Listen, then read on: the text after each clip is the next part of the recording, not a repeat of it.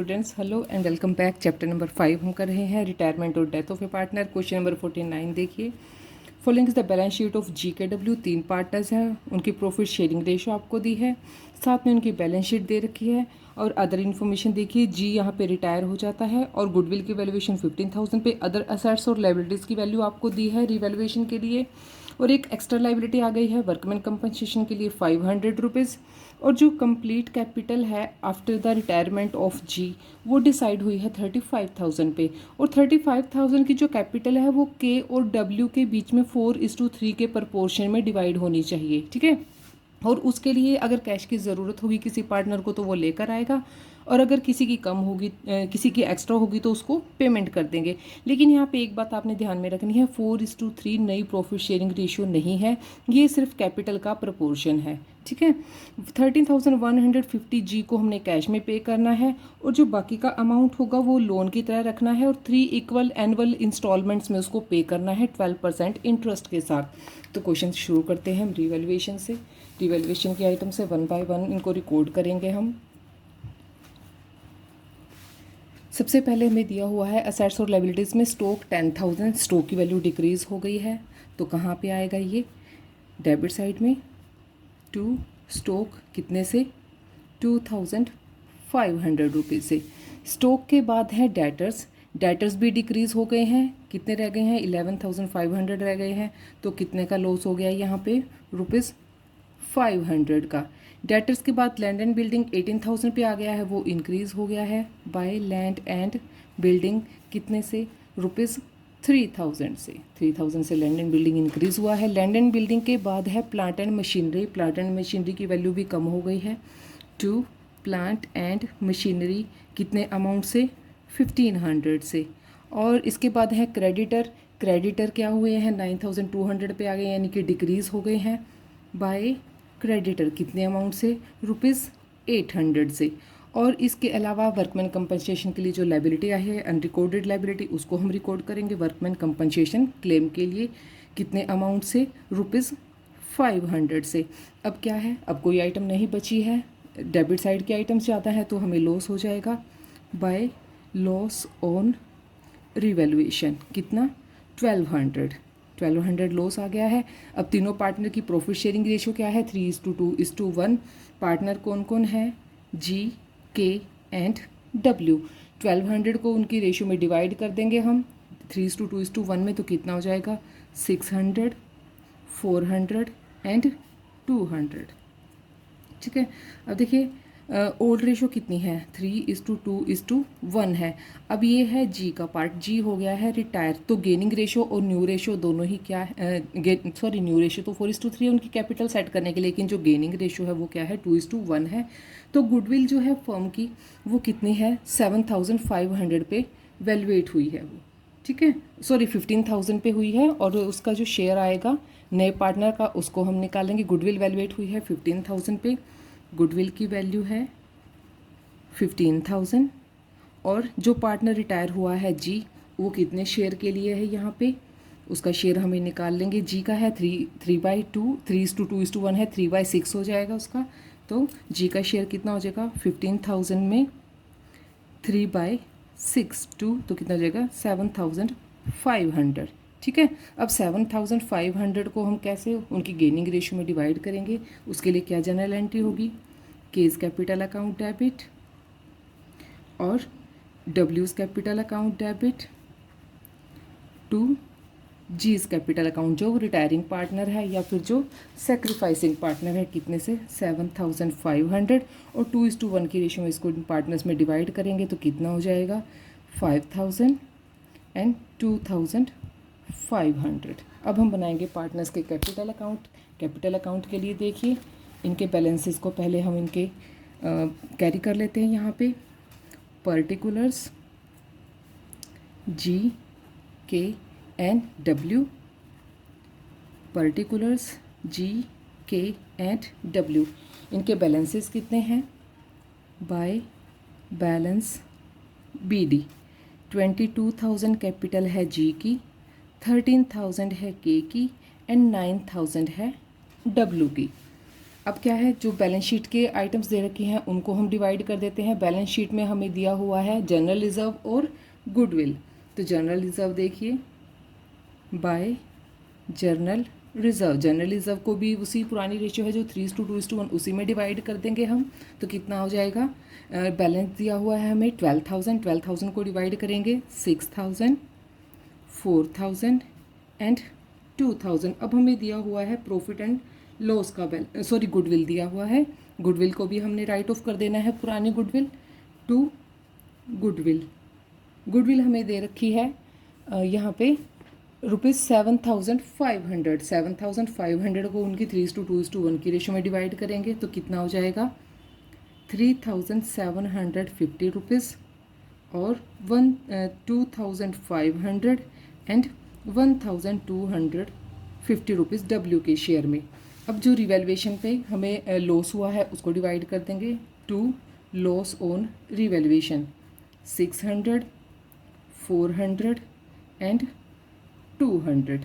और इसके बाद क्या है, जो हमने गुडविल के लिए एडजस्टमेंट एंट्री करी है रिटायरिंग पार्टनर्स की, उसको हम यहाँ पे कैरी करेंगे टू जी 5,000 एंड 2,500 और इधर बाय के बाय डब्ल्यू 5,000 एंड 2,500। अब देखिए सभी बैलेंसेस को हमने यहाँ पे पुट कर दिया है। अब हम इनका बैलेंस निकालेंगे और जी को जितना कैश में पे करना है वो कैश में पे करेंगे और बची हुई अमाउंट को उसका हम लोन बना देंगे। अब देखिए इन सब आइटम्स को प्लस करके इनमें से माइनस करेंगे, उसमें से कितना हो जाएगा 13,150 तो हमें पे करना है कैश में, वो हमें क्वेश्चन बता दिया 13,150 पे करेंगे कैश में। अब बैलेंस कितना बच गया है 18,000 का बैलेंस बचा है, तो 18,000 जो है वो उसका बन जाएगा लोन टू कैश। ये पे कर दिया है हमने उसको कैश में, ठीक है। अब इनकी भी बैलेंसिंग फिगर निकाल लेते हैं टू बैलेंस सी डी। अब पूरा पहले तो रिटायरिंग पार्टनर को पे करेंगे, उसके बाद इनका हम बैलेंस निकाल लेंगे। तो के का बैलेंस कितना आएगा, क्रेडिट साइड की आइटम्स को डेबिट साइड के आइटम्स को माइनस करेंगे उनको उनके एडिशन में से, तो कितना हो जाएगा 9,100 एंड डब्ल्यू का हो जाएगा 7,050 रुपीज़। अब हमें क्या करना है, नई कैपिटल को कैलकुलेट करना है और उसके अकॉर्डिंग उनकी जो कैश कम या ज़्यादा होगी वो उनसे हम मंगवा लेंगे, ठीक है। तो यहाँ पे बैलेंस पहले हम इक्वल कर देते हैं, इसको बैलेंस को आगे ले आते हैं by balance B D 9,100 and 7,050 rupees, ठीक है। अब देखिए टोटल कैपिटल जो है फर्म की वो डिसाइड हुई है 35,000, ठीक है। टोटल कैपिटल ऑफ फर्म कितना है 35,000 पे डिसाइड हुई है। और ये कैपिटल कैसे एडजस्ट होनी चाहिए, उनकी 4:3 की रेशो में। इन्होंने बताया कि 4:3 के प्रपोर्शन में ये कैपिटल उन दोनों में होनी चाहिए, के और डब्ल्यू में। तो यहाँ पे प्रॉफिट शेयरिंग रेशो नहीं है, कैपिटल प्रपोर्शन है, ठीक है। Capital proportion of remaining partner कौन कौन है, के एंड डब्ल्यू, दैट इज़ 4:3। तो इस कैपिटल को हमने ऐसे ही एडजस्ट करना है। के का कैपिटल कितना होगा नई फर्म में, के इज कैपिटल 35,000 में से 4/7 के लिए, तो इसका कितना हो जाएगा 20,000। एंड ऐसे ही डब्ल्यू का कितना, तो पहले देखिए, और के की एग्जिस्टिंग कैपिटल कितनी है, के की एग्जिस्टिंग कैपिटल है ₹9,100 जो हमने अभी कैलकुलेट किया है। तो उसको कैश लेकर आना पड़ेगा। कितना कैश लेकर आएगा, ही विल ब्रिंग 20,000 माइनस 9,100, कितना हो जाएगा यहाँ पे 10,900 वो कैश लेकर आएगा। तो ये ऐसे डब्ल्यू की कैपिटल निकाल लेते हैं, डब्ल्यूज़ कैपिटल इन न्यू फर्म, ठीक है। न्यू फर्म में कितनी होनी चाहिए उसकी 35,000 में 3/7, ठीक है। 3/7 उसका शेयर निकालेंगे तो कितना आ जाएगा 15,000, ठीक है। 15,000 होनी चाहिए। और एग्जिस्टिंग कैपिटल है कितनी उसकी, एग्जिस्टिंग कैपिटल है 7,050 रुपीज़ जो जस्ट अभी हमने कैलकुलेट किया है, ठीक है। तो उसको कितना लेकर आना पड़ेगा, ही विल ब्रिंग कितना 15,000 माइनस 7,050 रुपीज़, तो तो कितना लेकर आएगा 7,950 रुपीज़ उसको कैश में लेकर आने पड़ेंगे। तो इसको अब हम शो करेंगे कहाँ पे, कैपिटल अकाउंट में, यहाँ पे इनसे मंगवा लेंगे। जब नया कैश लेकर आएंगे तो क्या हो जाएगा, बाय कैश अकाउंट कितना आएगा, के की तरफ से आएगा 10,900 रुपीज़ और 7,950 रुपीज़ आएगा डब्ल्यू की तरफ से। ठीक है, कैपिटल अकाउंट हमारे कंप्लीट हो गए हैं, नई कैपिटल हमने कैलकुलेट कर ली है। अब हमें प्रिपेयर करना है रिटायरिंग पार्टनर का लोन अकाउंट। ठीक है, रिटायरिंग पार्टनर कौन है, जी, सो जीज लोन अकाउंट। अब जी की कैपिटल अकाउंट में से लोन कितना ट्रांसफ़र हुआ है, 1 अप्रैल को हुआ है, 1 अप्रैल 2015 को वो रिटायर हुआ है। सो 1 अप्रैल 2015 को उसके कैपिटल अकाउंट में से आया है, बाय कैपिटल अकाउंट। कितना अमाउंट, 18,000 का उसका लोन बना था, तो 18,000 की अमाउंट आ गई है। अब इस अमाउंट पे हमें इंटरेस्ट लगाना है 12% की रेट से, और इंटरेस्ट किस डेट को लगता है, लास्ट डेट को 31 मार्च 2016 को, बाय इंटरेस्ट। इंटरेस्ट कितना निकलेगा, 12% निकालेंगे तो 2,160 रुपीज़। अब इन्होंने क्या कहा है कि इसको इक्वल इंस्टॉलमेंट में पे करना है, 3 इक्वल इंस्टॉलमेंट में। 18,000 को 3 से डिवाइड करेंगे 6, ठीक है, तो 6,000 एवरी ईयर, और साथ में उसका इंटरेस्ट, ये हमें पेमेंट करना है। इंटरेस्ट की पेमेंट किस डेट को करेंगे, लास्ट को 31 मार्च को। कितना बैंक से पे करेंगे, टू बैंक। देखिए 6,000 तो इंस्टॉलमेंट हो गई है, और साथ में इस साल का इंटरेस्ट कितना लगा है, 2,160 रुपीज़। ठीक है, तो उसको कितना पे करना है इस साल, 8,160 रुपीज़। अब कितना बैलेंस बच गया है लोन का जो पे करना बाकी है, टू बैलेंस सी डी। कितना, 18,000 में से 6,000 पेमेंट हो गया है, साथ में इंटरेस्ट भी पेमेंट कर दी है, तो कितनी अमाउंट रह गई है अभी, 12,000 की। ठीक है, 12,000 रह गई है, तो ये इस साल का हिसाब किताब हो गया। अब नेक्स्ट ईयर का देखिए, 1 अप्रैल 2016 को बैलेंस ले आएंगे, बाय बैलेंस बीडी। कितना, 12,000। ठीक है, अब कितने पे इंटरेस्ट लगेगा, 12,000 पे लगेगा, किस डेट को, 31 मार्च 2017 को। ठीक है, बाय इंटरेस्ट 12,000 पे इंटरेस्ट आएगा 12%, 1,440 रुपीज़। अब इस साल फिर से 31 मार्च को पेमेंट करेंगे उसको बैंक के थ्रू, टू बैंक। ठीक है, 31 मार्च को पे करना है टू बैंक। कितना, 6,000 इंस्टॉलमेंट, और साथ में इस साल का इंटरेस्ट, इस साल का इंटरेस्ट है 1,440 रुपीज़। ठीक है, अब कितना अमाउंट पे करेंगे इस साल, 7,440 रुपीज़। अब कितना बैलेंस बच जाएगा, टू बैलेंस सी डी, 6,000 बच जाएगा। ठीक है, तो इस साल का हो गया है कंप्लीट।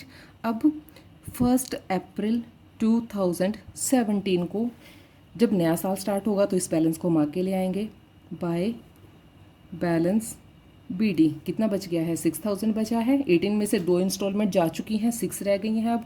अब 31 मार्च 2018 को, ठीक है, कितना इंटरेस्ट लगेगा, बाय इंटरेस्ट 6,000 पे 12%, 720 रुपीज़।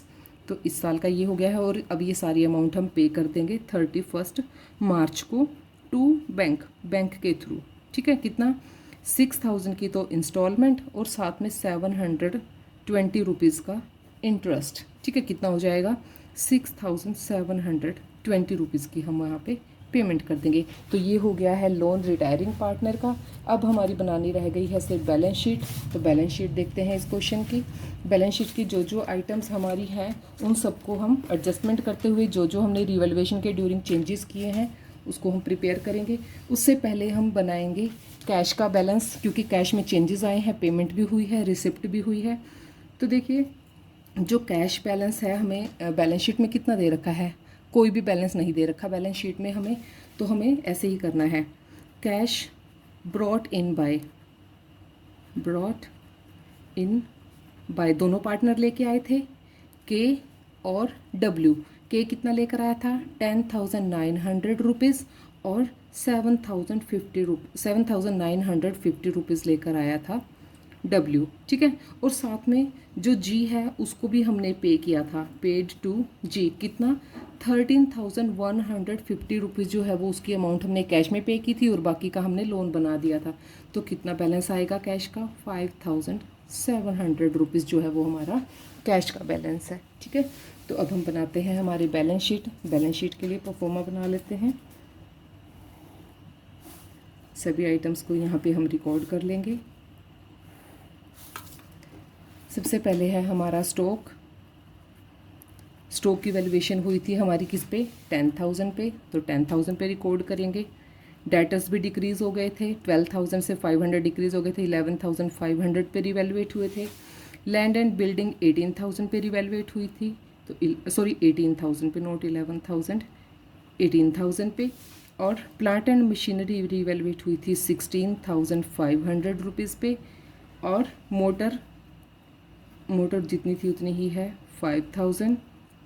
और कैश का हमने बैलेंस निकाल लिया है 5,700 रुपीज़। ठीक है, अब लायबिलिटी साइड के आइटम्स देखिए। लायबिलिटी साइड में है दोनों पार्टनर्स की कैपिटल अकाउंट्स। किस किस का है, के का और डब्लू का। 20,000 35 पे डिसाइड हुई थी, तो उनको 4:3 के प्रपोर्शन में शेयर किया था। और उसके बाद है हमारे क्रेडिटर डिक्रीज़ हो गए थे 800 रुपीज़ से 9,200 पे डिसाइड हुए थे। बिल्स पेबल हैं हमारे पास 4,000 रुपीज़ के। और वर्कमैन कंपनसेशन के लिए क्लेम आ गया था कितने का, 500 रुपीज़ का, उसको हमने रिकॉर्ड कर लिया है। और अब क्या है, लोन है किसका, जो रिटायरिंग पार्टनर है जी, 18,000। ठीक है, तो ये हो गए हैं हमारी असेट्स और लायबिलिटी की दोनों साइड। इनका हम टोटल करेंगे 66,700 एंड 66,700।